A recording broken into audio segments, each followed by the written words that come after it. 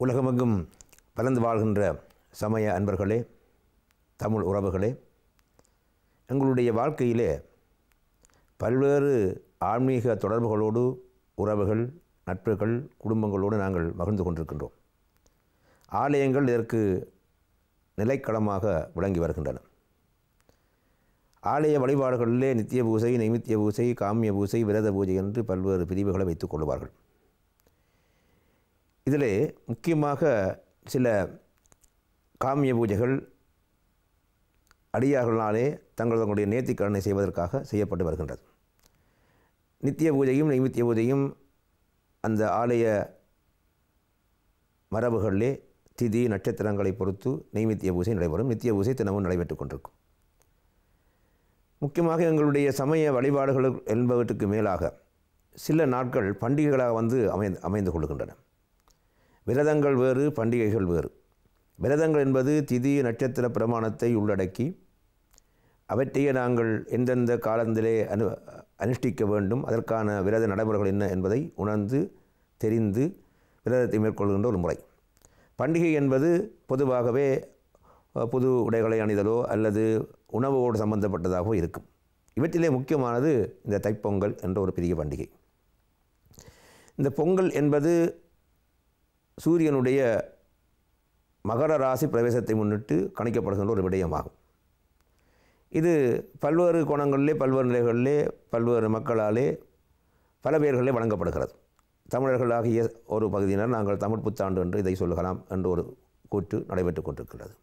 அதே வேளையிலே வடநாடுகளில் பார்த்திங்கன்னா இது உத்தராயண புண்ணிய கால வழிபாடு என்று இந்த தை முதல் நாளை தைப்பொங்கலை ஒட்டி வழிபாடு செய்வார்கள்.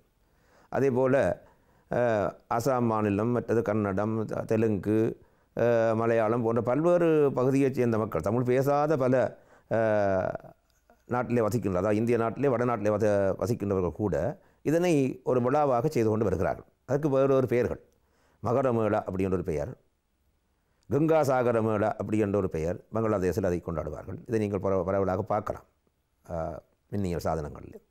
ஆகவே நாங்கள் எங்களுக்கு தமிழ் புத்தாண்டு அல்லது தைப்பொங்கல் என்று கூறுகின்ற ஒரு வழக்கம் இருந்தாலும் இது முக்கியமாக மகர சங்கராந்தி என்ற பெயரோடு தொடர்படுத்தப்படுகிறது.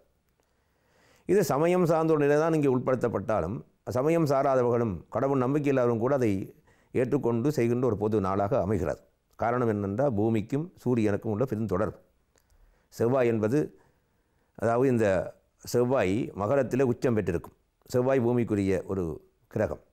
மகரத்திலே சூரியன் அந்த உச்சம் பெற்ற செவ்வாய் வீட்டில் வருகின்ற பொழுது அது சூரியனுக்கும், அங்கே பகை கிரகமாக சூரியன் இருந்தாலும் கூட அந்த இடத்திலே பூமிக்கும் சூரியனுக்கும் உள்ள பெரிய தொடர்பை காட்டுகின்ற ஒரு விழாவாக இந்த மகர சங்கராந்தி கொண்டாடப்படுகிறது. சங்கராந்தி என்றால் சூரியன் ஒரு இடத்திலிருந்து அந்த மற்ற ராசிக்குள்ளே போகின்ற நேரம். இது பொதுவாக இந்த ஒவ்வொரு மாதமுமே இந்த சங்கராந்தி நடைபெறும். அது எங்களுக்கு பெரிதாக தெரிவதில்லை. சித்திரையில் வருகின்ற சங்கராந்தியும் மேச சங்கராந்தியும் தான் முக்கியமாக எப்பொழுது என்பதை எல்லோரும் கவனித்துக் கொள்வார்கள். அது ரெண்டுமே இயற்கையோடு சில தொடர்புகளை உடையது. காரணம் என்னென்றால் இந்த சூரியன் அசைவதில்லை, பூமி தான் சுற்றி கொண்டு தன்னைத்தானே சுற்றி சூரியனை சுற்றி வருகிறது. அந்த சுற்றுப்பாதையை 360 பாகை, அதை 12ஆக பிரித்து ஒவ்வொரு பகுதிக்குள்ளேயும் ஒரு ராசி பிரமாணத்தை கருத்தாக கணித்து வைத்துக்கொண்டு எந்த ராசிக்குள்ளே அந்த சூரியனுடைய அந்த நிலத்துக்கு அந்த பூமி வருகிறதோ அந்தந்த ராசிக்குரிய காலமாக அது கணிக்கப்பட்டு வருகிறது. மேசத்துக்குள்ளே அது சூரியனுடைய அந்த சுற்றுப்பட்டத்திலே பூமி வருகின்ற பொழுது, சூரியனை சுற்றி வருகின்ற அந்த வட்டத்துக்குள்ளே வருகின்ற பொழுது மேசராசி சித்திரை புத்தாண்டாக வருகிறது. இங்கே இந்த மகரத்துக்குள்ளே இந்த சூரியன் அந்த பூமியினுடைய சுற்றுப்பாதையிலே பிரவேசிக்கின்ற நேரம் மகர சங்கராந்தி என்று சொல்லப்படுகிறது. இதை கணிப்பதற்கு ஒரு விதியம் என்னென்றால் நாங்கள் தமிழ் புத்தாண்டு எப்போது என்பதை தீர்மானிப்பதற்குமே சமயத்துக்குள்ளே தான் வர வேண்டியிருக்கிறது. 13ஆம் தேதியா 14ஆம் தேதியா 15ஆம் தேதி என்பது ஒரு நிலையில் இல்லை. என தமிழ் மாத கணக்கை கணிப்பதற்கு வேதத்தினுடைய அங்கமாகிய ஜோதிடம் தான் கை கொடுக்கிறது. ஆகவே அங்கே எந்த ராசிக்குள்ளே எத்தனை மணிக்கு போகிறது என்பதை வைத்துத்தான் அந்த புத்தாண்டை கணிக்கிறார்கள். ஆகவே அது ஒரு வகையிலே எங்களுடைய சமயம் சார்ந்த ஒரு வழிபாட்டுக்குள்ளே அகப்படுகிறது என்பதையும் நாங்கள் ஒரு விதத்தில் ஏற்றுக்கொள்ள வேண்டும்.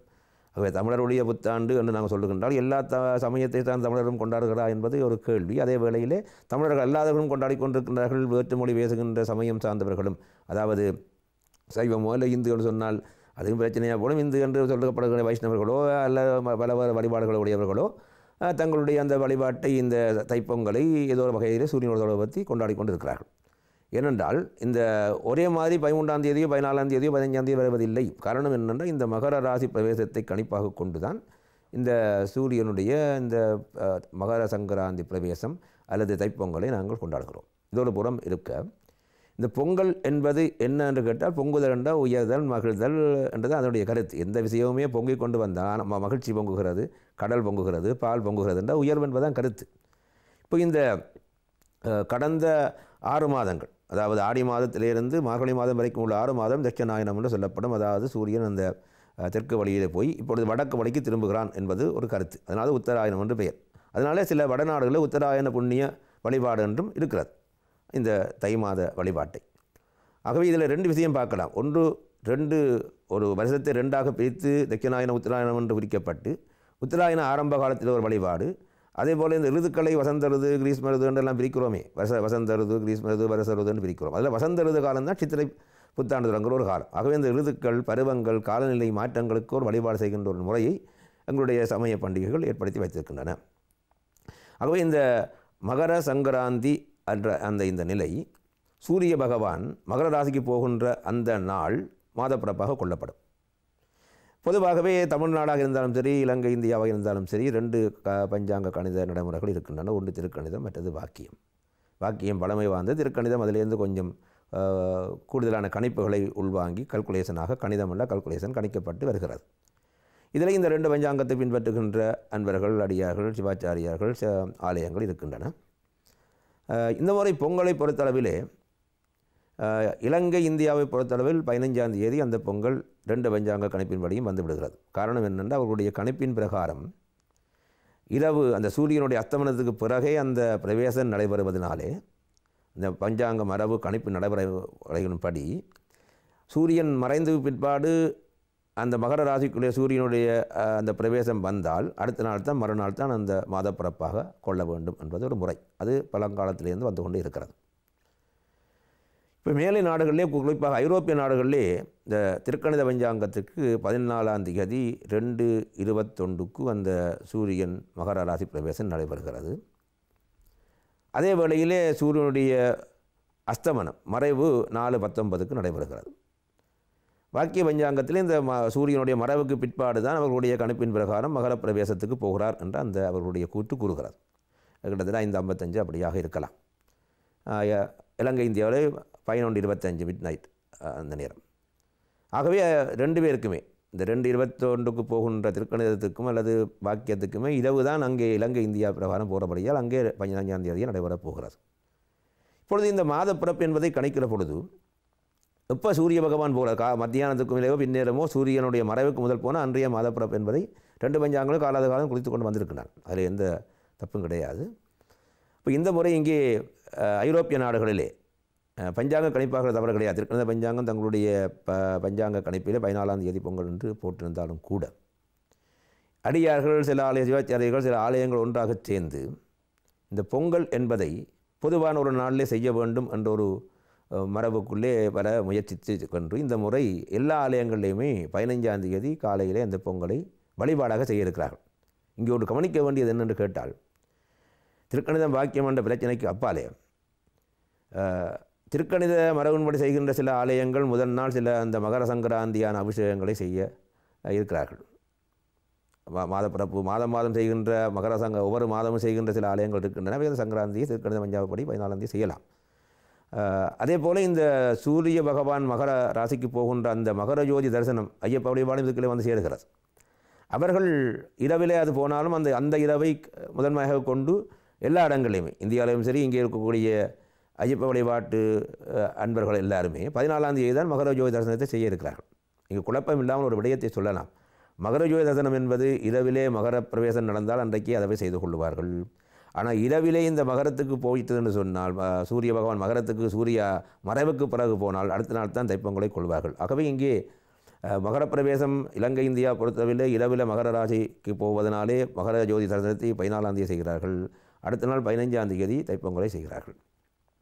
இதே வேளையிலே கனடாவில் எங்களுக்கு உறவுகள் எல்லா நாடுகளிலும் இருப்பதனாலே அங்கேயும் சில நீங்கள் தொடர்பு கொள்ளலாம்.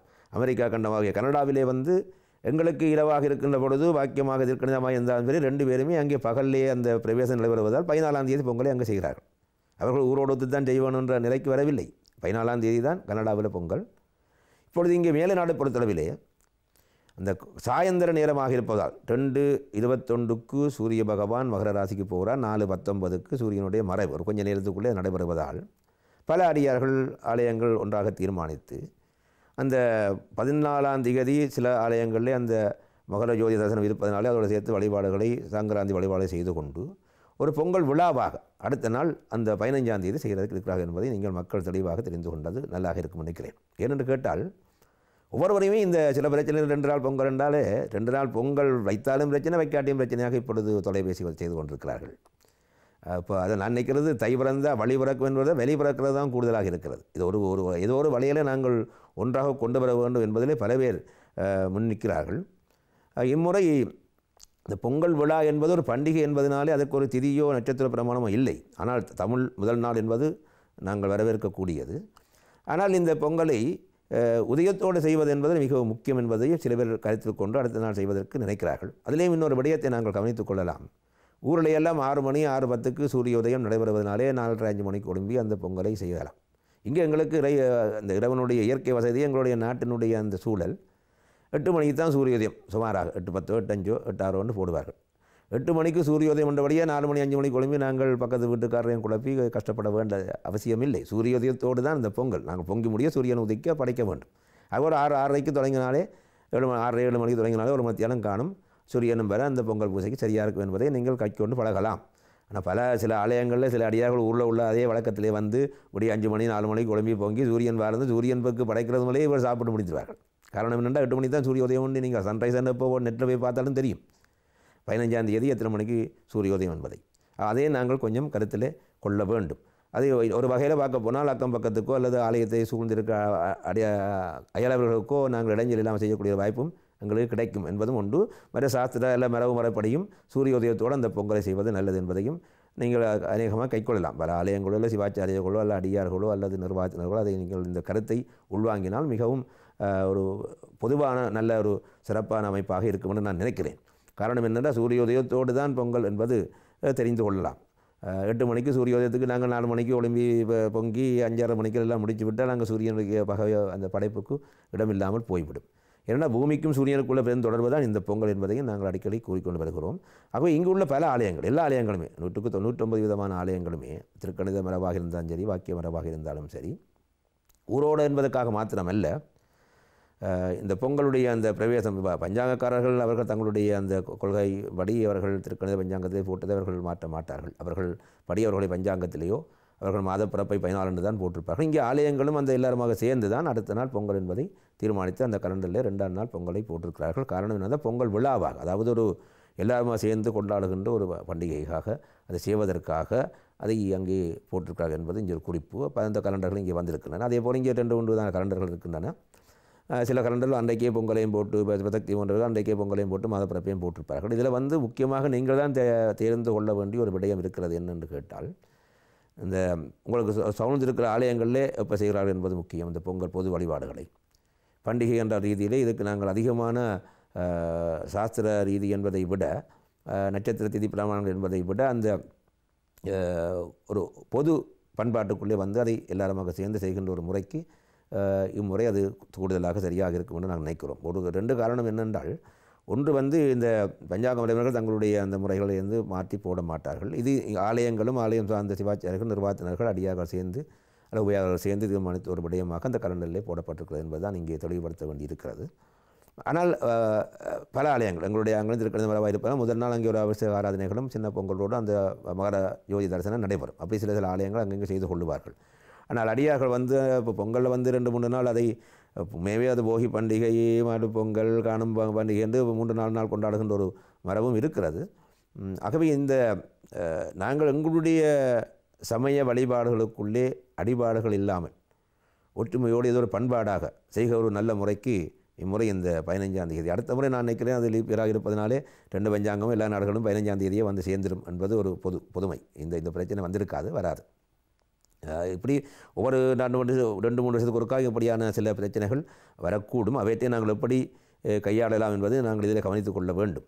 காரணம் இந்த பொங்கல் என்ற இந்த விஷயம் தத்துவ ரீதியாக பார்த்தோம் என்று சொன்னால் எங்களோட சாப்பாடு உணவுக்கு குறையில்லாமல் இருக்க வேண்டும் என்பதற்கான ஒரு செழிப்பு தருகிற சூரியனையும் இந்த பூமியிலே பாடுபடுகின்ற உழவர்கள் அந்த காலத்திலே ஆரம்ப காலங்களிலே பூமிக்கு அந்த உழவுக்கு பயன்படுத்தப்படுகின்ற எருது இருந்தாலும் சரி அல்லது மாடு பசுகள் போன்றவை எல்லாமே சாணகத்தை போட்டு நாங்கள் எருவை வளர்த்து உரத்தை வளர்த்து செய்கின்ற அந்த அடிப்படையான அவ்வளவுத்துக்கும் உலகம் முழுக்க வாழ்வதற்கு செழிப்பு தருகின்ற அந்த பொருட்களை வழிபாடு செய்கின்ற ஒரு நிலைதான் இந்த பொங்கலுடைய உள்கருத்து. அதிலையும் பார்த்தோம்னால் நெல் தான் அடிப்படையாக இந்த உலகத்து எங்கேயுமே ரைஸ் அந்த சோறு என்று நாங்கள் சொல்லுகின்றோம், சாதம் சோறுன்னு சொல்லுகின்றோம். அதுதான் அடிப்படை. அதை அதை பூமாதேவியினுடைய அன்னலட்சுமியாக போட்டுக்கொண்டோம். அதை முன்னுக்கு வைத்து இனிப்பாக மகிழ்ச்சிக்கு அறிகுறியாக இனிப்பையும் வைத்து பொங்கி பாலை விட்டு ஆரோக்கியத்துக்கு பாலையும் விட்டு பொங்கி வெளியிலே, அதாவது முத்தத்திலே நாங்கள் வெறும் அடுப்பை வைத்து அந்த அடுப்போட அக்னி பகவான், அங்கே பானைக்குள்ளே நீர், பால், அரிசி, வெளியால் ஆகாயம், அந்த சூரியன் எல்லாவற்றையும் ஒன்றுபடுத்துகின்ற ஒரு நேர்நிலைப்பாட்டை பார்க்குறோம். இங்கே நான் அந்த சில ஆலயங்களிலே வெளியில் வைத்து செய்யக்கூடிய வாய்ப்பு இருக்கிறது. எல்லா ஆலயங்களும் அது இல்லாவிட்டாலும் வீடுகளில் கூட சில பேர் அதை வெளியில் வச்சு பொங்குகிறார்கள். எதுவாக இருந்தாலும் ஒரு இயற்கைக்கு கொடுக்கின்ற ஒரு மதிப்பையும் அதே வேளையிலே அவற்றை நாங்கள் போற்றுகின்ற உள்வாங்கல் நிலையையும் வைத்துத்தான் இந்த பொங்கலுக்கு ஒரு முக்கியத்துவம் கொடுக்கப்படுகிறது. ஆகவே இது ஒரு சமயம் சார்ந்த நிகழ்வாக இருந்தாலும் அது சமயம் சாராதவர்களும் அதை பெரிதாக கொண்டாடுகின்ற ஒரு நிலைக்கு நல்ல நிலையை நாங்கள் போற்றி மகிழ்ந்து கொள்ளலாம். கடவுள் நம்பிக்கை இல்லாதவர்கள் நாத்திகர்கள் கூட அதை ஒரு தமிழ் புத்தாண்டுன்னு சொல்லி அதை வரவேற்று அதை வழிபாடு செய்கின்ற அளவுக்கு இயற்கையினுடைய மதிப்பு இருக்கிறதை எங்களுடைய சமயம் முன்னுக்கு உரிமை கொடுத்து வைத்திருக்கிறது என்பதை விட்டு நாங்கள் மகிழ்ந்து கொள்ளலாம்.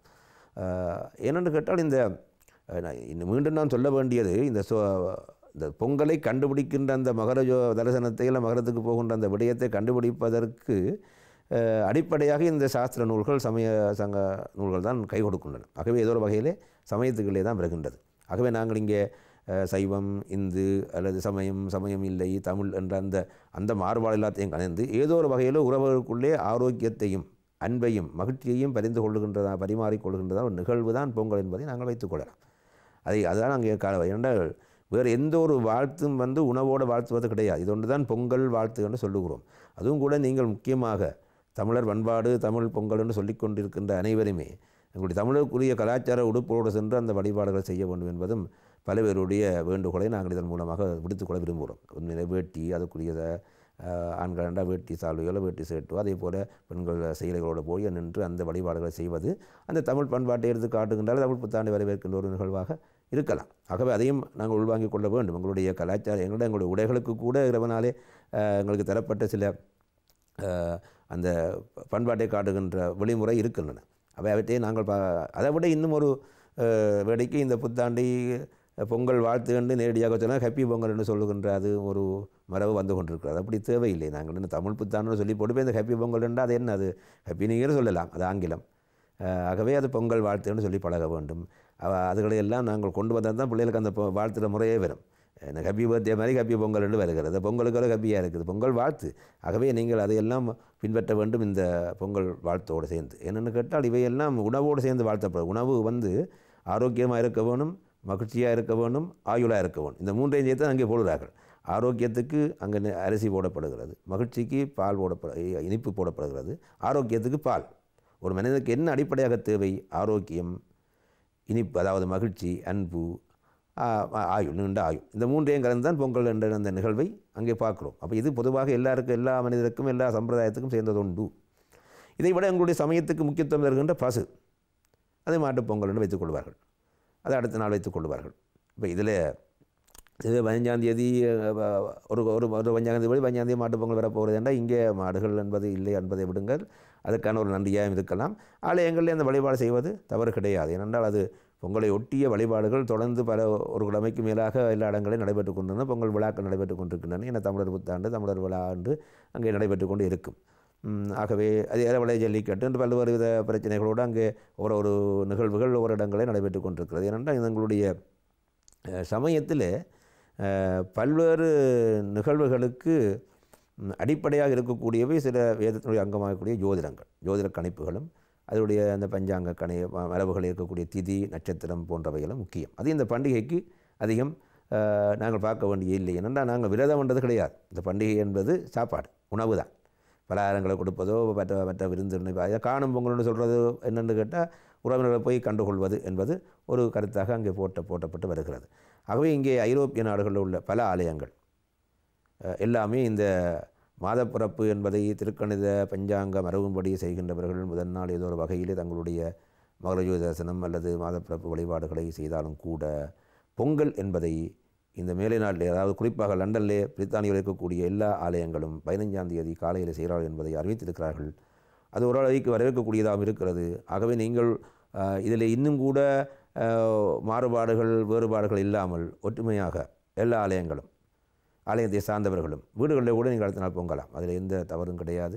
காலை உதயத்தின் நேரத்தில் அது கூட நான் சொன்னது போல் 8 மணிக்குத்தான் அந்த பொங்கலுடைய சூரியன் காட்சி தரப்போகிறார் என்றால் அதற்கு முன்ன ஒரு 1.5 மத்தியானம் முன்னதாக பொங்கினாலே போதும் என்பதையும் நீங்கள் உள்வாங்கிக் கொள்ளலாம். அது ஊர் வழக்கத்தின்படி நான் முன்பு கூறியது போல சில பேர் 5 மணி 4 மணிக்கு ஒளிம்பி பொங்கினால் தான் பொங்கல் என்று நினைக்கிறார்கள். அது அங்கே 6:30க்கு சூரிய உதயம் உள்ள நாடுகளுக்கு அது தோதாக இருக்கலாம். அப்படி தான் அவர்கள் செய்ய வேண்டும். ஆகவே நான் இங்கே கூறியது போல எங்களுடைய இந்த பொங்கலை பற்றி சில விடயங்களை அதிகமாக கூற வேண்டி இருந்தது என்னென்று கேட்டால், இது ஒரு குழப்பமில்லாத ஒரு நல்ல நிலைக்கு மேலே நாட்டில் இருக்கக்கூடிய குழந்தைகள் பெரியோர்கள் வழிபாடு செய்யக்கூடிய ஒரு நல்ல நாளிலே வந்து செய்யலாம். இன்னும் பார்க்க போனோம்னா ஒரு சில கருத்தின்படி நல்ல அபராணத்தில், அதாவது நல்ல பின்காலத்திலே சூரிய பகவான் அஸ்தமனிக்கின்றதுக்கு கொஞ்சம் நேரத்துக்கு முதலாகவே அந்த மகர ராசிக்கு போனால் அடுத்த நாள் பொங்கல் செய்யலாம் என்ற ஒரு நடைமுறையும் இருக்கிறது. அதை எல்லா பஞ்சாங்கக்காரரும் ஏற்றுக்கொள்ள மாட்டார்கள். ஆனால் அதற்குரிய ஒரு நடைமுறையும் வந்திருக்கிறது. அது ஆக பின்னுக்கு போனால் உண்மையில் 6 மணிக்கு சூரிய அஸ்தமனம் என்று சொன்னால் 5:55 அல்லது 5 மணிக்கு போனால் அடுத்த நாள் அதை செய்யலாம் என்ற ஒரு மரபும் இருந்தது. அப்படி பார்க்குற பொழுது இங்கே 4:19க்கு சூரிய அஸ்தமனம் 2:21க்கு போகிறது. ஆகவே நல்ல பின்னுக்கு போகிறதாலையும் கூட அடுத்த நாள் பொங்கல் செய்வதில் தவறு கிடையாது. ஆகவே அன்பர்களே, அடியார்களே, ஆலயம் சார்ந்த சிவாச்சாரிய பெருமக்களே, நிர்வாகத்தினர்களே, உபயோகாரர்களே, நீங்கள் எல்லோருமாக ஒன்று கூடி நல்ல முடிவாக இந்த முறை எல்லா இடங்களிலும் 15ஆம் தேதி பொங்கல் நடைபெறுவதற்கான ஏற்பாடுகளை ஒழுங்கு செய்திருக்கிறார்கள்.